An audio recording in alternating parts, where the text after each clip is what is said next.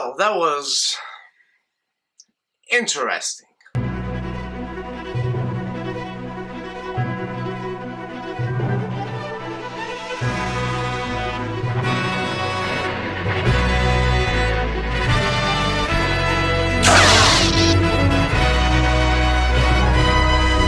The Handmaiden is directed by Chan-wook Park and written also by Chan-wook Park along with Seo Kyung-young, and it stars a bunch of actors who I will not dare butcher the names of, just like in my review for Train to Busan. The IMDb link to this film is in the description below for you to see, and I urge you to see this movie. This is about a young pickpocketer who is hired to be the handmaiden to this Japanese heiress by the man who wants to marry her because of her fortune. However, this is also a plot to defraud her, because once this man is married to her, he's going to dump her in some way. This is an intricate, layered plot with a lot of things into it. It talks about love, it talks about deception, it talks about ambition, and it has all these stories involved that make you engaged with these characters. This is not exactly a linear narrative. I will not divulge much into it because of spoilers, but I'm just going to say this movie is divided in 3 parts, or rather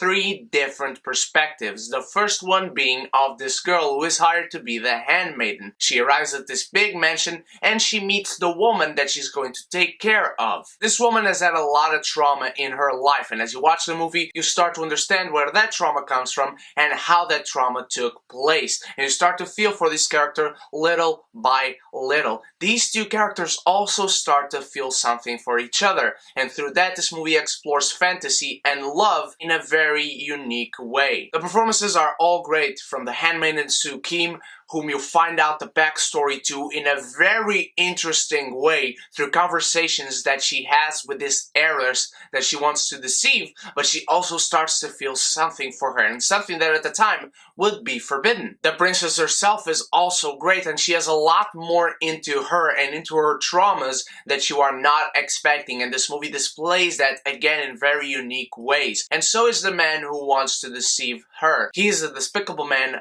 a despicable human being who only cares about himself and wants what he wants and doesn't give a shit how it affects other people. But he is not the most despicable human being in this movie. The most despicable one is the uncle to the Japanese heiress. This guy is absolutely disgusting. This guy is also a teacher, her mentor. He taught her how to read, but he also tortured her along the way, and he is very interested in her in a very disturbing way. The set design in this film is gorgeous. Everything looks authentic. The costume design, the set design, the mansions, the forests, everywhere these characters are in a scene is authentic, and it feels authentic. These are real sets built to the most meticulous detail, and they are astounding to look at, and that is also helped by the gorgeous cinematography that you can find in this movie. And because of the genres that this movie displays, as I told you, the cinematography might have not worked at all in this movie, but it works because the changes are very little. They are very small, detailed changes. They only change the temperature and color, the strength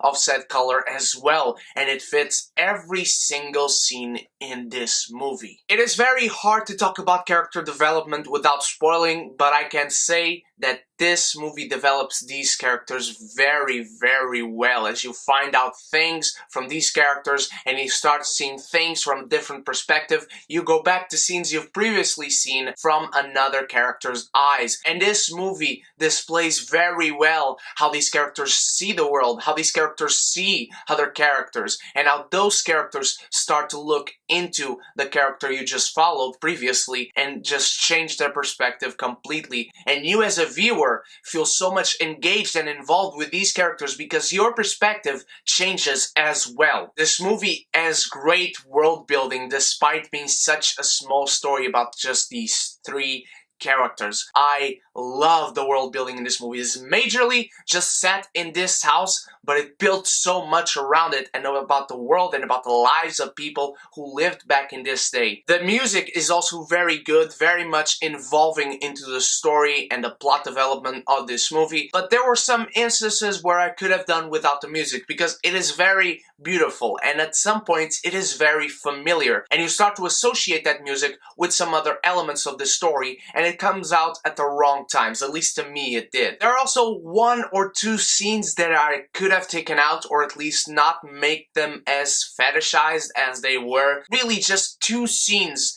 that were really so much in your face, and they involved that exploration of fantasy that I talked to you about. They really did not fit at the time they came into the movie. There are also a couple of quick shots that they insert into this film when it changes perspectives, and that is part 1 to part 2, part 2 to part 3, and they insert these quick shots telling us where characters were at certain points in time. And although I told you the narrative is not exactly linear, this helps to it, but also displays events that are not occurring when another timeline starts going on. And you really don't understand from which character's perspective this is and what happens if they went from here to here. How are they over there coming to over here? Those quick shots were unnecessary in my opinion. This is a story with a lot to say about a lot of subjects, and it's not conventional at all. If you like your conventional storytelling, your conventional film, just don't watch this. I don't think you're going to enjoy it.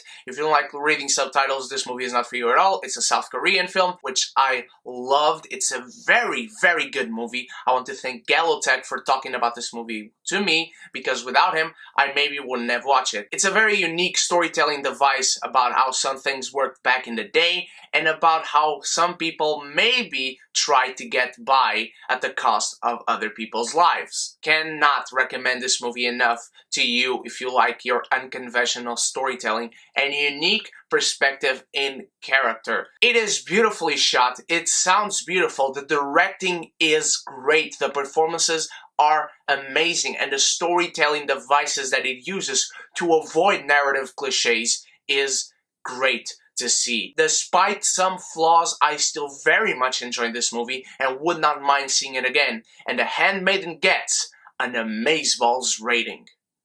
What did you think of The Handmaiden, my beautiful geekies? Let me know what is your favorite South Korean film from 2016. I only saw 2. I hope I get more great recommendations from you. And of course, start typing in your questions for the hashtag silence Q&A. Just hashtag it in the comments below so I know your questions are for the Q&A, and you can participate in that giveaway. And of course, you can ask me anything you want about anything you want. Also, don't forget to like this video and share, and go to the Facebook page because I will divulge some news on there continuously, and I can't wait to see you tomorrow on my review for Bleed for this. So of course, stay beautiful, stay geeky, shit!